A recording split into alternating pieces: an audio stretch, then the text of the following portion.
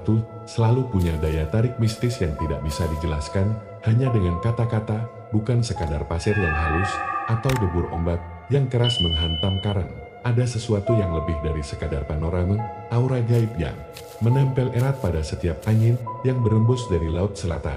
Terutama ketika malam mulai turun dan cahaya bulan memantul dari permukaan air, seolah memperlihatkan bayangan lain yang berjalan di balik gulungan ombak. Namaku Arman, seorang jurnalis lepas yang sedang mencari bahan tulisan untuk serial misteri Nusantara di kanal YouTube tempatku bekerja.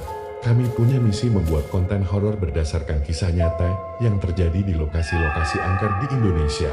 Saat nama Pelabuhan Ratu muncul dalam daftar, aku tahu kami harus mengangkat kisah kamar 308, kamar paling misterius di Hotel Samudra Beach, yang konon merupakan tempat persemayaman Nyai Roro Kidul sendiri. Banyak yang memperingatkanku sebelum berangkat, ada yang menyarankan untuk tidak mengenakan pakaian hijau.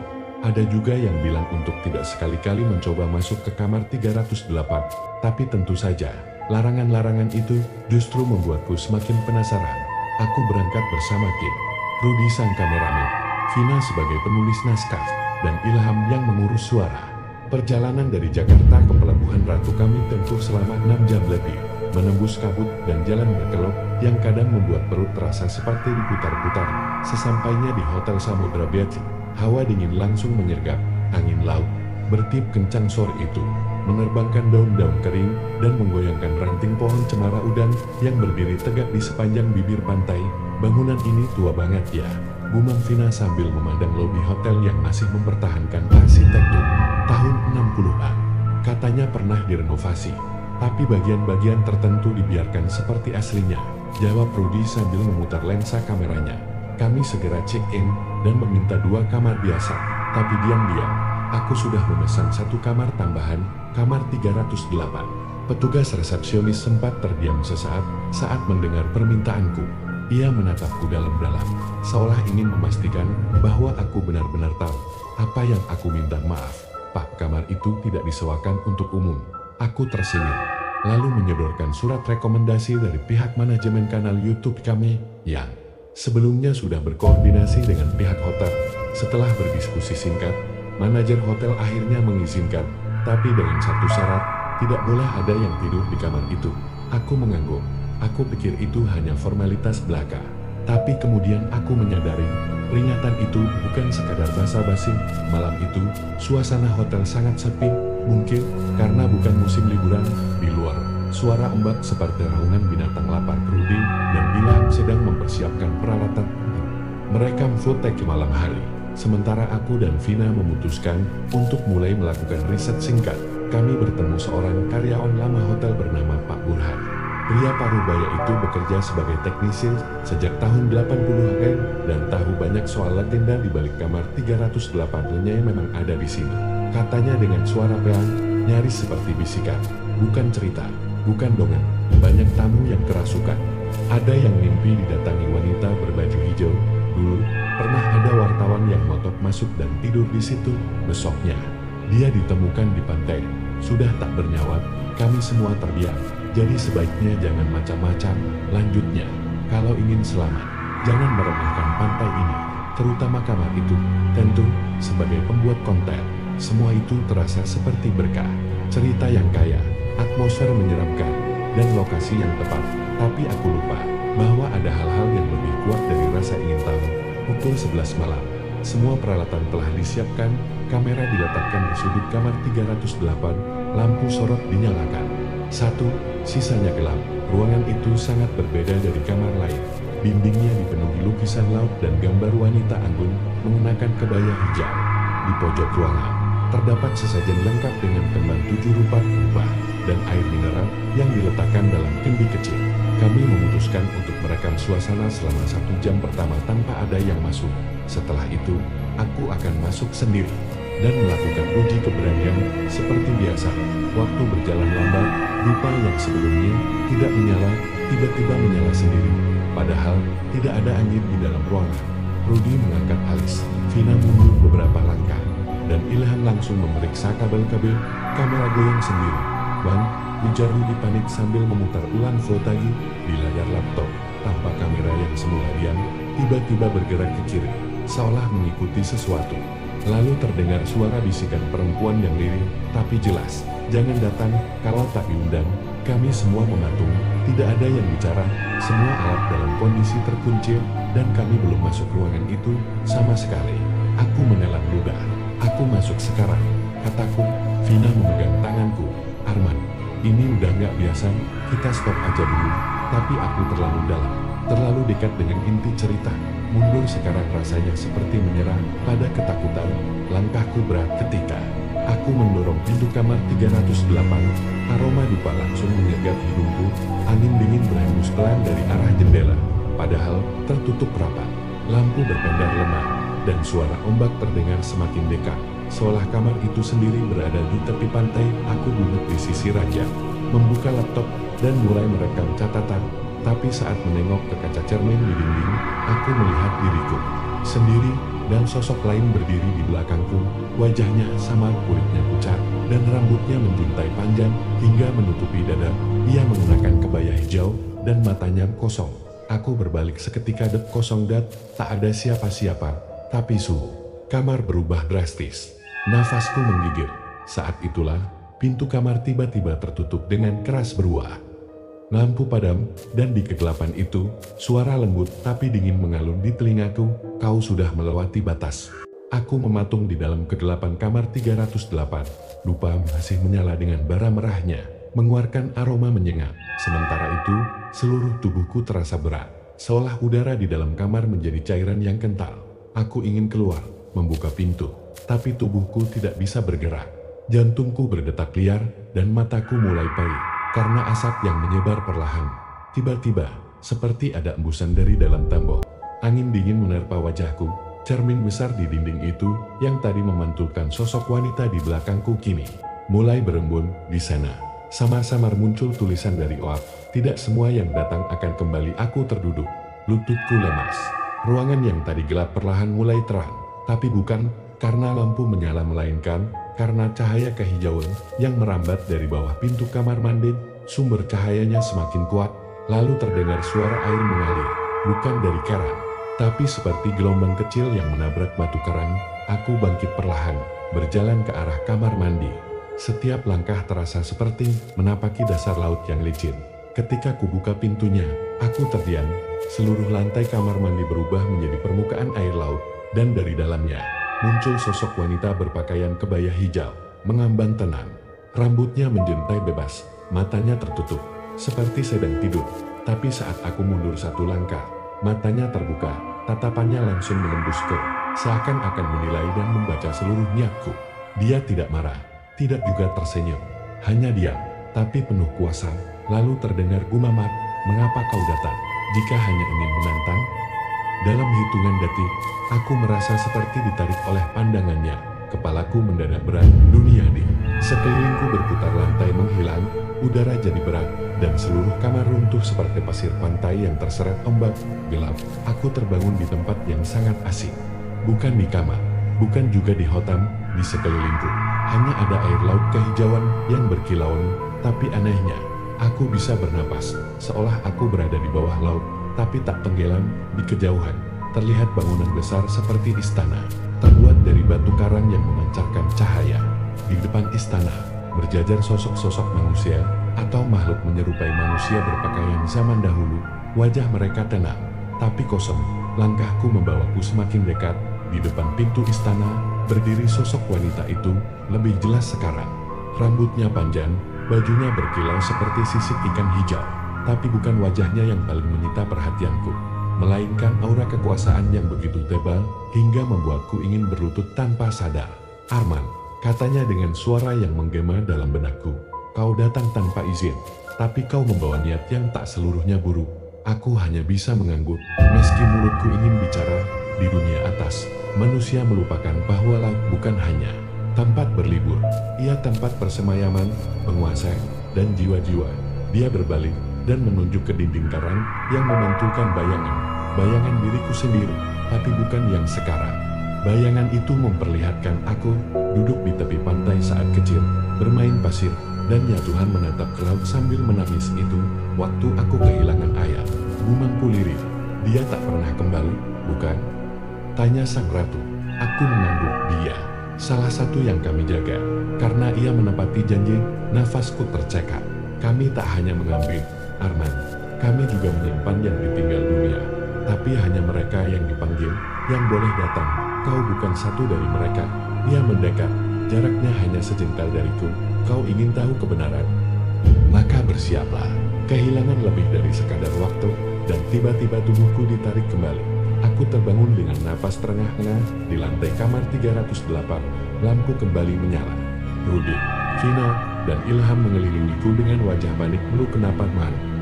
Kita lihat dari kamera lu tiba-tiba jatuh. Ada yang masuk gak ke kamar tadi? Tanyaku tergesa. Ada yang nyentuh dupa. Maksud lu? Dupa nyala sendiri, terus pintu kamar mandi, lu lihat? Tanyaku lagi. Mereka saling berpandangan. Rudy menunjuk layar kamera. Lu harus lihat ini, di dalam rekaman. Jelas terlihat pintu kamar mandi membuka sendiri. Dan dari dalamnya muncul embun hijau yang perlahan menyelimuti ruangan. Tapi bukan itu yang paling mengerikan. Dalam rekaman terakhir, saat aku terdiam di lantai, ada bayangan wanita berdiri di belakangku. Bayangannya begitu jelas, meski tubuh aslinya tidak tampak di kamera utama. Aku merasa dingin menjalani tulang belakangku. Bang, kita keluar dari kamar ini aja yuk, kata Ilham. Tapi ketika kami hendak membuka pintu itu tak bisa dibuka, seolah dikunci dari luar atau dari dalam oleh sesuatu. Vina mulai membaca doa. Ilham mencoba membuka paksa. Rudy panik menyambar tas kamera. Aku berteriak keras, mengetuk pintu, dan memanggil-manggil staf hotel. Dan saat itulah terdengar lagi suara dari balik kamar mandi. Aku belum selesai denganmu. Beberapa menit kemudian, pintu akhirnya bisa dibuka oleh Pak Burhan. Tapi wajahnya berubah pucat begitu melihat kami. Kalian sudah dipanggil, jangan lawan panggilan itu, atau kalian tidak akan kembali. Aku ingin menanyakan lebih lanjut. Tapi Pak Burhan hanya menatapku dalam-dalam dan berkata, kalau kau mau selamat, Arman, kau harus ke pantai. Malam ini juga, sendirian. Malam itu, udara Lembang Sari berubah murung. Angin yang biasanya hangat kini membawa aroma asin dan lembab, seperti hembusan dari lautan jauh yang menabrak karang. Aku, Arman, masih gemetar memegang kunci kamar 308 yang baru saja aku tinggalkan. Wajah Pak Burhan tadi masih terbayang, matanya tajam. Suaranya bergetar tapi penuh peringatan. Kalau kau mau selamat, kau harus ke pantai. Malam ini juga sendirian. Aku tahu, keputusan untuk menuruti kata-katanya bukan sekadar pilihan nekat. Ini tentang hidup dan mati, atau lebih tepatnya, tentang kembali, atau tertinggal di dunia mereka. Vina menolak membiarkanku pergi sendiri. Tapi saat aku bersikeras, Rudy akhirnya bicara dengan nada serius. Kalau memang harus lu yang datang ke sana, Man, kami bakal jagain dari jauh. Dan begitulah malam itu, aku menyusuri lorong hotel sendirian, menuruni tangga, melewati lobi yang sepi di luar. Langit mendung menggantung berat, tak ada bintang, tak ada rembulan, hanya suara ombak dari kejauhan yang semakin keras tiap aku melangkah. Hotel Lembang Sari memang berada di dekat tebing yang menghadap langsung ke laut selatan. Pantainya bisa dijangkau dari jalur setapak di samping hotel, menembus pepohonan dan semak belukar. Jalur itu katanya sudah ditutup sejak dulu, tapi malam itu, jalan setapak itu justru terbuka. Tanpa ragu, aku menuruni jalur tanah yang licin. Semakin dekat ke pantai, suara ombak berubah seperti bisikan, datanglah. Kau dipanggil, jangan takut. Aku tiba di pantai sekitar pukul 11 malam. Pasirnya hitam dan dingin, laut terbentang luas, gelap dan menderu, tapi di kejauhan, sekitar 100 meter dari garis air, aku melihat sesuatu menyala hijau. Seperti cahaya dari dasar lautan, cahaya itu memancar ke atas, membentuk siluet sebuah gerbang batu, setengah tertanam di pasir. Langkahku membawaku ke sana. Gerbang itu tampak tua, penuh ukiran kuno, dan di tengahnya tergantung kain putih yang berkibar perlahan. Di bawah kain itu, seseorang berdiri membelakangiku. Dia memakai kebaya hijau, rambutnya panjang, menjuntai sampai punggung. Aku tahu, itu dia sang ratu. Selamat datang kembali, Arman, katanya lirih, tanpa menoleh. Aku ingin bicara, tapi bibirku kaku. Laut seperti berhenti bergelombang, angin lenyap, hanya detak jantungku yang terdengar. Kau datang karena memanggil sesuatu yang bahkan tak kau pahami. Lanjutnya, aku hanya ingin tahu kenapa semua ini terjadi. Suaraku akhirnya keluar, pelan tapi penuh gemetar. karena kau membuka pintu dan tak menutupnya kembali. Dia berbalik perlahan, wajahnya masih sama seperti dalam kamar mandi Anggul, tapi tak bersahabat. Matanya seperti danau tua yang menyimpan begitu banyak rahasia. Ayahmu bukan hilang, dia dipanggil, seperti kau Kimi. Hatiku mencelos, dia ada di sini. Ayahmu menepati janji, tapi dia tidak memanggil siapapun. Kau datang atas keinginan sendiri, dan itu membuatmu harus memilih. Apa maksudnya? Tanyaku. Ratu Pantai Selatan melangkah mundur, memasuki batas gerbang batu. Ikuti aku, dan kau akan tahu, tapi kau tak bisa kembali sebagai manusia biasa. Dunia akan berubah, kau akan berubah. Aku memandangi sekelilingku. Gelombang membeku, langit seperti berhenti bergerak. Lalu dari dalam laut, muncul dua sosok bayangan samar, satu menyerupai ayahku, satu lagi menyerupai diriku sendiri, tapi lebih tua. Kedua sosok itu berdiri di sisi gerbang, seolah menantangku untuk melangkah lebih jauh. Aku terdiam, kaki ini ingin melangkah, tapi sesuatu menahan, dan tiba-tiba petir menyambar, cahaya menyilaukan, tanah bergetar, langit mendadak merah, ombak membuncah tinggi. Armahana. Aku mendengar suara Rudy, Vina, dan Ilham dari kejauhan. Mereka berlari ke arahku, menembus pasir. Tapi ketika mereka tiba di dekatku, mereka membeku. Dia tak boleh ikut. Teriak Ratu Pantai Selatan dengan suara menggelegar. Langit merobek, hujan turun tanpa suara. Gerbang di depanku memancarkan cahaya yang semakin kuat. Sang ratu mendekatiku. Ini kesempatanmu terakhir. Aku menatapnya, lalu menatap ketiga temanku yang membiku seperti patung. Lalu kulihat ke lautan. Aku mengambil langkah, satu langkah, masuk ke dalam gerbang, dan tiba-tiba aku terbangun. Tapi bukan di kamar hotel, bukan di pantai. Aku berada di sebuah ruangan batu, penuh cahaya hijau. Dindingnya bergerak perlahan, seperti bernapas di sekelilingku. Terdengar nyanyian perempuan, pelati syahdu, dan sedih malu. Di ujung ruangan, aku melihat ayahku. Dia duduk bersila, mengenakan baju putih kusam. Rambutnya panjang, matanya tertutup, tapi dia tersenyum. Ayah, tanyaku lirih. Dia membuka mata, menatapku. Arman, kau seharusnya tidak ke sini. Aku hanya ingin tahu, kenapa ayah tidak pernah kembali. Dia berdiri, memegang pundakku. Karena, jika seseorang masuk ke dunia ini dan tahu terlalu banyak, maka dia tidak akan diperbolehkan kembali dalam keadaan yang sama. Aku menatapnya kebingungan. Kau sudah dibuka, dan kau sudah melihat. Sekarang tinggal satu pilihan. Apakah kau akan kembali sebagai manusia, atau tetap di sini sebagai penjaga? Dia di balik dunia manusia, selalu ada penjaga.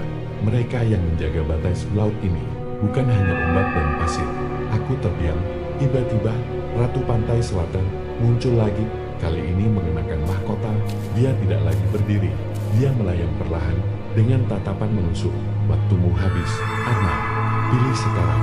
Aku menatap ayahku, menatap sang ratu, menatap diriku sendiri, dan perlahan aku buka mulut. Aku ingin kembali. Suara itu keluar dari mulutku sendiri, pelan ragu. Tapi jelas, wajah sang ratu tidak berubah.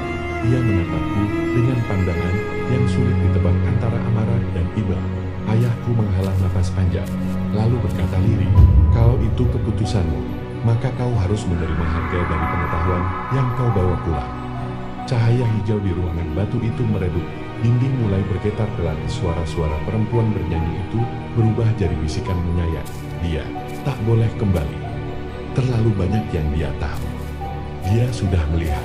Tiba-tiba, laut mengamuk dalam sekejap. Ruangan tempat aku berdiri seperti pecah berkeping-keping, ditelan ombak besar yang masuk dari segala arah. Aku berteriak. Tubuhku melayang dan aku terbangun di pasir pantai.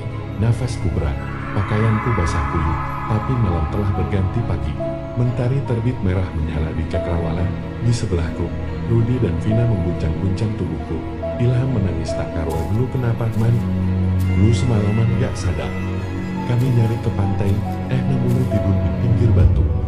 Aku hanya bisa memandang mereka dengan mata kosong. Aku bertemu ayahku. Rudy terdiam, wajahnya menegang. Aku menunjuk laut. Dia masih di sana. Dia tidak bisa kembali. Kami semua naik ke hotel dengan tubuh lemas. Tapi sesuatu terasa berbeda, seolah dunia ini tidak lagi sama. Seolah udara membawa beban tak kasat mata, yang hanya aku yang merasakannya. Di lobi, Pak Burhan sudah menunggu. Wajahnya datar, tapi matanya penuh makna. Kau kembali, tapi kau bukan lagi orang yang sama. Aku ingin bertanya lebih jauh, tapi tubuhku seperti terbakar, dadaku terasa berat, dan untuk pertama kalinya, aku melihat pantulan wajahku di kaca jendela hotel. Dan di belakangku, bayangan sang ratu berdiri tenang, meski saat aku menoleh tak ada siapa-siapa. Beberapa minggu kemudian aku dan teman-teman sudah kembali ke Jakarta. Tapi tidur malamku tak pernah benar-benar pulas. Setiap malam, aku mendengar ombak. Bahkan ketika jendelaku tertutup rapat dan rumahku jauh dari pantai, kadang-kadang ketika aku menatap cermin terlalu lama, aku melihat sesuatu yang tak seharusnya ada. Bayangan putih, perempuan di kejauhan, atau wajah ayahku yang menatapku sedih. Suatu malam, aku bermimpi. Dalam mimpi itu, aku berdiri di pantai selatan, gerbang batu itu masih berdiri.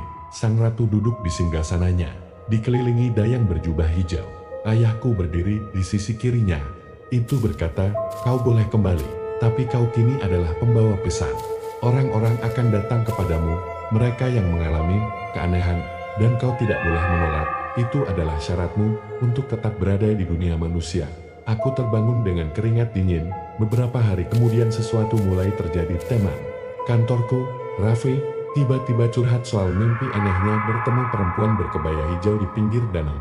Tetanggaku, Bu Yati, mendadak mengalami kerasukan dan berteriak-teriak minta dipulangkan ke Laut Selatan.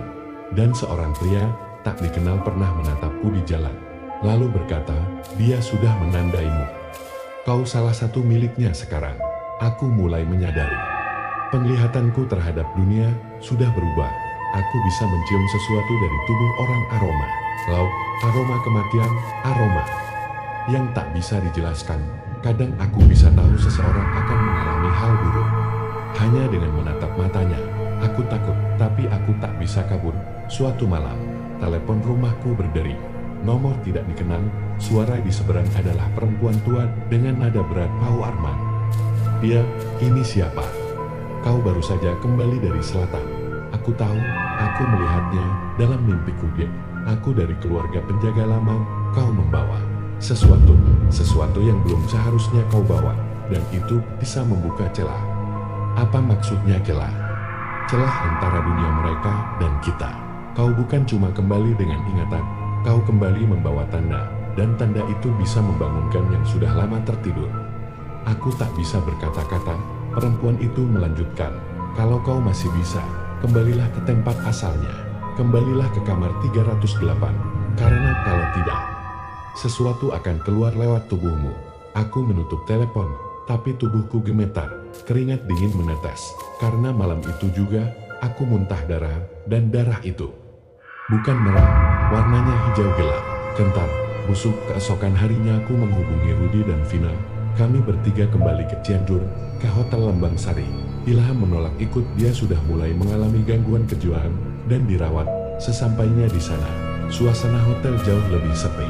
Pak Burhan tidak terlihat, tapi kamar 308 masih utuh, masih dikunci, masih sama dengan kunci cadangan. Aku membuka pintunya, bau laut menyambutku. Suara ombak seperti datang dari dalam tembok, dan di meja rias terdapat cermin yang kini memantulkan gerbang batu pantai selatan. Bukan bayanganku. Aku mendekat, dan dari dalam cermin, perlahan, tangan putih keluar. Tangan putih itu keluar dari dalam cermin, ujung jemarinya panjang, kukunya runcing seperti duri karang. Aku terdiam di tempat, tak sanggup bergerak. Budi dan Vina yang berdiri di belakangku menjerit, nah, jangan dekat-dekat. Tapi aku seperti tertarik ke dalam. Bukan tubuhku yang melangkah, jiwaku, seolah bagian dari diriku, memang harus kembali ke sana. Tangan itu meraih wajahku, dingin, licin, dan dalam sekejap, dunia di sekitarku berubah. Dinding kamar 308 runtuh, atap hotel lenyap, dan aku, Rudi, Vina berdiri di tengah hamparan pasir yang memanjang tanpa ujung. Di atas kami langit hijau, berputar seperti pusaran air. Di kejauhan, gerbang batu pantai selatan berdiri. Dan dari dalam gerbang, sang ratu berjalan pelan ke arahku. Jubah hijaunya mengalir seperti air, rambut panjangnya menyentuh pasir, dan matanya dua kolam dalam tanpa dasar. Kau kembali. ucapnya. Suaranya seperti nyanyian yang disembunyikan angin. Aku mencoba bicara, tapi suaraku lenyap. Rudy menjerit. Apa yang terjadi? Kita di mana? Vina menggenggam tanganku erat. Ma, tolong jangan tinggalin aku. Sang ratu berhenti satu langkah dariku. Ia menatap Rudy dan Vina, lalu berkata, mereka tidak seharusnya ikut. Dengan satu gilasan tangan, angin kencang menerjang, pasir berterbangan, langit bergetar, dan suara Vina memanggilku menghilang. Aku melihat tubuh mereka menghilang seperti debu dan hanya aku yang tersisa. Kenapa kau kembali? Tanyanya. Aku tidak tahu harus kemana lagi. Jawabku, kau membawa celah ke dunia mereka. Kau adalah perantara, tapi kau belum sepenuhnya milik kami. Apa yang harus kulakukan? Tanyaku. Sang ratu melangkah maju. Tutup pintunya, atau sesuatu akan keluar yang tidak bisa kau kembalikan. Tiba-tiba, wajah ayahku muncul dari balik gerbang. Tubuhnya kurus, mata merah, tapi dia tersenyum. Arma, kau harus kuat, jangan jadi seperti aku. Aku memejamkan mata, dan saat kubuka kembali, aku sudah kembali ke dalam kamar 308. Rudy dan Vina terduduk di pojok ruangan. Syak cermin di depan kami pecah, tapi retakannya membentuk pola gerbang batu. Aku tahu apa yang harus kulakukan. Malam berikutnya aku kembali ke pantai selatan, sendirian, berdiri di depan air laut yang memantulkan langit mendung, ombak tenang. Tapi angin membawa bisikan, kau adalah penjaga celah. Aku membawa cermin dari kamar 308 yang kini penuh retakan berbentuk gerbang. Aku berjalan masuk ke laut, hingga air mencapai dadaku, dan saat kuangkat cermin itu, sesuatu di balik laut terbuka. Aku melihat ribuan wajah, mereka yang hilang, mereka yang tertinggal, mereka yang dibawa oleh gelombang. Salah satu dari mereka ayahku tersenyum dan mengangguk. Tutup pintunya, bisik suara perempuan dari balik gelombang. Lalu, aku membalik cermin dan melemparkannya ke laut. Saat itu juga, ombak tinggi datang, menghempaskanku ke belakang. Air menenggelamkanku, menarikku ke dasar. Tapi, aku tidak takut, karena saat itu, aku tahu aku sedang menutup pintu. Aku terbangun di rumah sakit. Vina duduk di samping ranjang. Rudy berdiri di depan jendela. Wajah mereka penuh luka, tapi mereka hidup. Kami menemukanku di pantai, ucapku lirih. Vina mengangguk, matanya sembab. Kami juga tidak tahu bagaimana bisa sampai Jakarta. Kamar 308. Tanyaku. Rudy menjawab pelan, hotel itu sudah ditutup setelah kita pergi. Kamar itu kebakaran sendiri. Tapi anehnya, hanya satu kamar, sisanya utuh. Aku menunduk, lalu berkata, pintu sudah kututup. Rudy dan Vina tidak bertanya lebih jauh. Beberapa tahun kemudian aku tinggal di kota kecil dekat pantai. Menjadi guru, tapi hidupku tidak seperti orang biasa. Kadang, tamu datang ke rumahku. Orang-orang yang pernah mengalami hal tak masuk akal. Mereka bercerita, kadang menangis, kadang tidak sadar kenapa mereka datang, dan aku hanya mendengarkan. Kadang membisikkan doa, kadang hanya duduk diam, karena aku tahu, aku adalah penjaga celah, tapi tidak semua pintu bisa ditutup selamanya. Suatu malam, angin laut bertiup kencang, dan di cermin rumahku yang tergantung di ruang tamu muncul retakan kecil berbentuk gerbang, dan di dalam bayangan cermin itu, seseorang berdiri, rambut panjang, jubah hijau, dan di belakangnya, ayahku tersenyum. Suara sang ratu bergema, kalau waktumu tiba, maka kau tahu kemana harus kembali.